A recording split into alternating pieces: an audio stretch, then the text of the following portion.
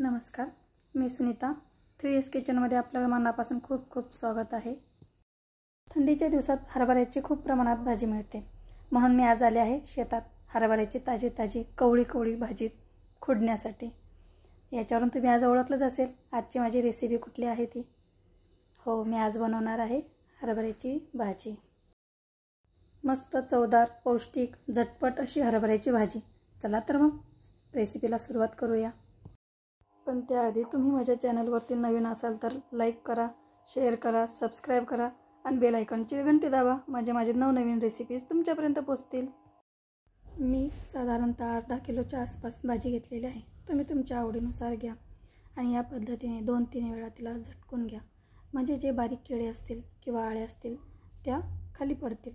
आणि थोड्याशा पाण्याने स्वच्छ धुवून घ्या, म्हणजे तिचा आंबटपणा जाणार नाही। अशी कवळी पानं असलेली हरभऱ्याची भाजी खोडून आणावी। त्यासाठी लागणारे साहित्य: सोलून घेतलेला लसूण, लाल सुक्या मिरच्या 8 ते 10, त्याची देठं काढून घ्यावी। भाजी ताजी असल्यामुळे जास्त पाण्याने धुवू नये, जास्त चोळून धुतल्याने तिचा आंबटपणा निघून जातो।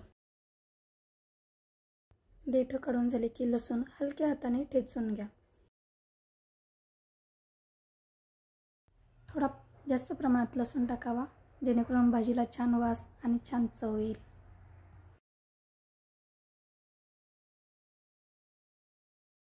लसूण ठेचून झाला की मिरच्या थोड्या हलक्या हाताने खलबत्त्यात ठेचून घ्या।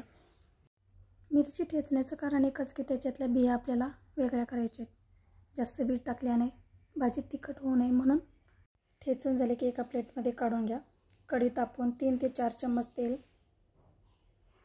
1 चम्मच जिरं, ठेचलेला लसूण तांबूस रंग येईपर्यंत परतून घ्या। ठेचलेल्या मिरचीची पूड 2 ते 3 मिनिट परतून घ्या। धुतलेली हरभऱ्याची भाजी तीही 2 ते 3 मिनिट परतून घ्या। भाजीला आंबटपणा असल्यामुळे भाजी आणखीन जास्त चवदार लागते, म्हणून भाजीला जास्त धुवू नये। भाजी कवळी असल्यामुळे जास्त प्रमाणात पाण्याची आवश्यकता नाहीये। थोडं पाणी, म्हणजेच एका हाताच्या ओंजळीत मावेल एवढं पाणी, आणि एकजीव करून घ्या।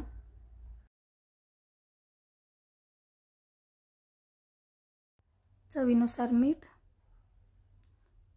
चांगले एकजीव करून घ्या भाजीला, जेणेकरून मीठ पूर्ण भाजीला व्यवस्थित लागेल।